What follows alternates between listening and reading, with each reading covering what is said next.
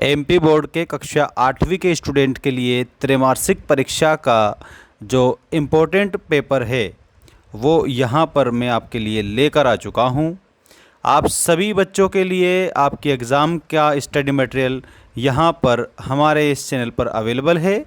तो आप सभी बच्चे चैनल को सब्सक्राइब करके रखना। कक्षा 8वीं के सभी पेपर की जो अपडेट है हम यहाँ पर आप सभी बच्चों को लाकर देंगे। आप सभी को यदि नोट्स चाहिए तो आपको ऐप डाउनलोड करना है। ऐप की लिंक मैंने डिस्क्रिप्शन में इस वीडियो की डाल दी है, यानी कि जहां पर आपको फ्री में सभी बच्चों को पीडीएफ नोट्स मिल जाएंगे ताकि आप अच्छे से पढ़ाई कर सको। सारे जो नोट्स है कक्षा 8वीं वाले स्टूडेंट्स के लिए बिल्कुल फ्री है। जो कोर्स हमने वहाँ पर दे रखा है उसमें नोट्स सबके लिए फ्री कर दिए हैं, लेकिन इसका ये मतलब नहीं है कि आप मेहनत नहीं करें। फ्री है लेकिन बहुत ही टॉप लेवल के नोट्स मैंने आप 8वीं वालों के लिए बनाए हैं। आज मैं आप सभी बच्चों को संस्कृत विषय का ये पूरा पेपर सॉल्यूशन सहित बताऊंगा और आपकी त्रैमासिक परीक्षा में इसी प्रकार का पेपर आता है। यहाँ पर अंकों में और शब्दों में सभी बच्चों को अनुक्रमांक यानी कि रोल नंबर लिखना रहता है। अंकों में जैसे ऊपर 1 लिखा है, 2 लिखा है, 3 लिखा है, 4 5 6 7 8 9 ऐसे लिखा है। तो इनको जब हम शब्दों में लिखते हैं तो नीचे ऐसे लिखते हैं 1, फिर यहाँ लिखते हैं 2, फिर यहाँ लिखते हैं 3। इस तरीके से हम आगे बढ़ते जाते हैं, जो कि ये यहाँ पर दे रखा है। और शाला का नाम जो दिया है यहाँ पर अपने स्कूल का नाम आपको लिखना है। डाइस कोड अगर याद है तो लिख देना, नहीं तो सर से पूछ लेना, वो बता देंगे। केंद्र क्रमांक सब कुछ बताते हैं वो। अब हम आगे बढ़ते हैं और ध्यान से कंप्लीट करेंगे आज का हमारा ये संस्कृत विषय का पूरा पेपर, जो कि हमारी एग्ज़ाम ओरिएंटेड है। पहला क्वेश्चन ये रहा, उचितम विकल्पम चित्वा लिखत, यानी उचित विकल्प का चयन कर लिखिए। बहुविकल्पी प्रश्न है, प्रश्न नंबर 1 से लेकर के 10 तक। पहला प्रश्न है कार्य क्षेत्रे, 4 ऑप्शन दिए हैं, चरणीयम, मननीयम, त्वरणीयम या शयनीयम। तो कार्य क्षेत्रे त्वरणीयम, आपका सही उत्तर त्वरणीयम करेक्ट हो जाएगा। कार्य क्षेत्रे त्वरणीयम। नेक्स्ट आपका क्वेश्चन है ये, इसको देखिएगा। शांति निकेतने भारतीय संस्कृतेः मानव प्रेमणः च महतीं शिक्षां दत्तवान्, यानी कि शांति निकेतन में भारतीय संस्कृति की और मानव प्रेम की शिक्षा किसने प्रदान करी थी। तो यहाँ पर आपके ऑप्शन हैं स्वामी विवेकानंद, महात्मा गांधी, रविंद्रनाथ ठाकुर या लाल बहादुर शास्त्री। तो शांति निकेतन यानी कि रविंद्रनाथ ठाकुर आपको याद रखना है। इसके बाद में हमारा अगला प्रश्न है क्वेश्चन नंबर 3। इसमें आप गौर से देखेंगे और समझेंगे। सज्जनः इति पदस्थः संधिः विच्छेदः अस्ति, यानी जो सज्जन शब्द आपके सामने लिखा है इसकी क्या संधि बनेगी। पहला है सज प्लस जन, ये नहीं है। दूसरा है यहाँ पर सज प्लस जनः, ये भी नहीं है। सता प्लस जना भी नहीं है, यानी ऑप्शन नंबर बी करेक्ट है, सत प्लस जन। जब हम यहाँ सत प्लस जनः लिखते हैं तब हमारी जो संधि बनती है, ये व्यंजन है यहाँ पर, ठीक है, ये व्यंजन है और ये जा है, यानी इसमें आ है। तो व्यंजन और स्वर दोनों मिल रहे हैं, तो व्यंजन पहले आता है तो व्यंजन संधि है, स्वर पहले आता है तो स्वर संधि होती, और अगर विसर्ग पहले आता तो विसर्ग संधि होती। तो यहाँ व्यंजन पहले आया हुआ है तो हमारी जो संधि बनेगी ना, वो सभी बच्चों को क्या लिखना है, व्यंजन संधि लिखना रहेगा। अब यहाँ पर व्यंजन संधि, ठीक है, व्यंजन संधि है। और यहाँ आपसे पूछा है कि भाई सज्जन का संधि विच्छेद करके बताओ, तब आप बताएंगे यहाँ सत प्लस जनाः, यानी सत प्लस जनाः सज्जनः, व्यंजन संधि। अगला प्रश्न है द्वंद्व समासस्य उदाहरणम अस्ति, यानी कि द्वंद्व समास का उदाहरण कौन सा है। जहाँ पर दोस्तों दोनों पद प्रधान होते हैं वहाँ हमारा द्वंद्व समास होता है।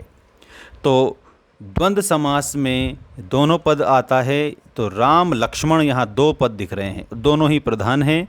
तो हमारा जो सही उत्तर हो जाएगा वो राम लक्ष्मणौ हो जाएगा, ठीक है। रामश्च लक्ष्मणश्च, राम भी प्रधान है और यहाँ पर लक्ष्मण भी प्रधान है। जहाँ दोनों पद प्रधान होते हैं वहाँ पर हमारा द्वंद्व समास होता है। तो इसमें दोनों पद ही प्रधान दिए गए हैं, तो राम लक्ष्मणों में। त्रिभुवनम दिया है, त्रियाणाम भुवनानाम समाहार बनता है, इसमें आपका द्विगु समास है, द्विगु समास, ठीक है, ऐसे लिखना। दशानन दिया है, 10 आननानि यशसः, बहुव्रीहि समास होता है। और कृष्ण सर्पः, तो यहाँ पर कृष्ण सर्प यानी काला सांप विशेषण विशेष्य है, तो दोस्तों इसमें आपका कर्मधारय समास होता है। और राम लक्ष्मणों में दोनों पद प्रधान हैं, तो यहाँ हमारा द्वंद्व समास होता है। तो option number D will be correct answer. इसके बाद में हमारा अगला प्रश्न देखिए, यहाँ पर हसितः इत्यस्मिन् पदे का प्रत्ययः अस्ति, कत, कत्वा, कत्वतु या ल्यप। तो जो हमारा हसितः शब्द दिया है, हसितः यहाँ तः शेष बच रहा है, तो कत प्रत्यय हम इसमें करेंगे। यहाँ पर हस प्लस कत बराबर हसितः, इस तरीके से हमारा बनता है। हस धातु है दोस्तों और कत प्रत्यय है। इसके बाद अगला देखेंगे क्वेश्चन, शिकागो नगरे विश्व धर्म सम्मेलने भारतस्य प्रतिनिधि अभवत्। शिकागो नगर में विश्व धर्म सम्मेलन में भारत के प्रतिनिधि कौन थे? ठीक है, भारत के प्रतिनिधि थे, तो यहाँ पर भारत के रूप में भारत का प्रतिनिधित्व करने वाले में हमारे स्वामी विवेकानंद आ जाएंगे। स्वामी विवेकानंद ने शिकागो में जो विश्व धर्म सम्मेलन हुआ था उसमें भारत का प्रतिनिधित्व किया था। तो भारत की ओर से बोलने वाले कौन थे? तो यहाँ हमारे स्वामी विवेकानंद थे। ये आपको सबको सीखना रहेगा। इसके बाद में अगला क्वेश्चन नंबर 7। क्वेश्चन नंबर 7 में हमें दिया है मेघदूतस्य कविः अस्ति, यानी यहाँ पर जो मेघदूतस्य ये रचना है किसने लिखी है?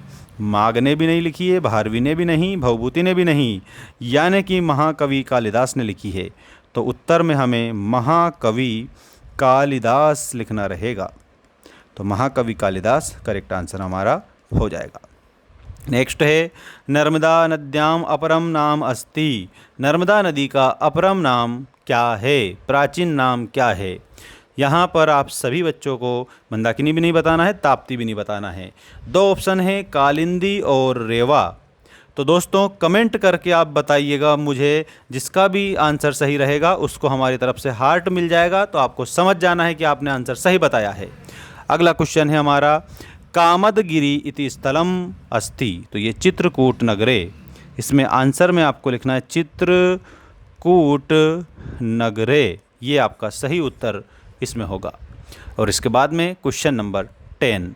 क्वेश्चन नंबर 10 में आपको क्या दिया है वो आप सभी बच्चे समझिएगा। विद्वान पूज्यते, यानी विद्वान पूजे जाते हैं। यत्र भी नहीं आएगा, अत्र भी नहीं आएगा, तत्र भी नहीं आएगा, सर्वत्र आएगा। यहाँ पर विद्वान सर्वत्र पूज्यते, ठीक है। तो यहाँ पर ऐसे बनता है ये पूरा, विद्वान सर्वत्र पूज्यते है, यानी विद्वानों की हमेशा सभी जगह पर पूजा होती है। तो विद्वान सर्वत्र पूज्यते, इस तरीके से आपको लिखना रहेगा। इसके बाद में दोस्तों प्यारे बच्चों, यहाँ पर आप लोगों का नेक्स्ट क्वेश्चन है स्वपाठ्यपुस्तकात् एकम श्लोकम लिखत।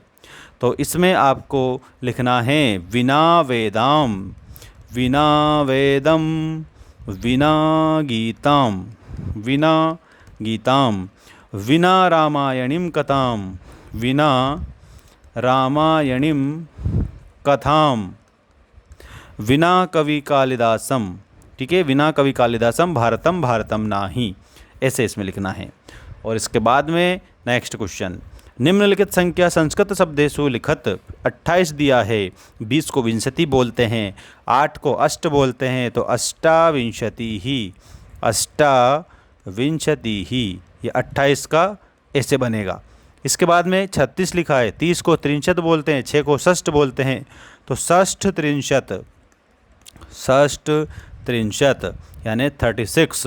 और नेक्स्ट दिया है 42, 40 को चत्वारिंशत बोलते हैं, 2 इसमें पीछे लगा है, तो द्विचत्वारिंशत, द्विचत्वारिंशत या द्वाचत्वारिंशत या द्विचत्वारिंशत, ठीक है। और इसके बाद में नेक्स्ट देखिएगा, अगला क्वेश्चन है प्रसन्नो भूत्वा यक्षः किम अकरोत्। तो इसमें आपको लिखना है प्रसन्नो भूत्वा यक्षः सर्वेभ्यः सर्वेभ्यः जीवनं दत्तवान्, जीवनं दत्तवान्, सर्वेभ्यः जीवनं दत्तवान्, यानी सबको जीवन उन्होंने दे दिया था। बाकी जो ये क्वेश्चन और इसमें लिखे हुए हैं दोस्तों प्यारे बच्चों, ये सारे क्वेश्चन के आंसर आप सभी स्टूडेंट्स को करना है। और एक बात याद रखना, जितने भी क्वेश्चन यहाँ पर आए हुए हैं सब आपके लिए इम्पोर्टेंट है। यदि आपको ये पूरा पेपर चाहिए PDF फॉर्मेट में, तो इसके लिए आप सभी बच्चों को ऐप डाउनलोड करना है, मेंस एजुकेशन, जिसकी लिंक मैंने डिस्क्रिप्शन में डाल दी है। और आप सभी को उसमें क्लास 8th का जो कोर्स है उसको मात्र 49 में परचेस करके और सारे PDF और वीडियोस सब प्राप्त कर लेना रहेगा, जिससे आपके एग्ज़ाम की तैयारी हो जाए अच्छे से। तो चैनल को सब्सक्राइब करके रखना, ऐप को इंस्टॉल ज़रूर करना।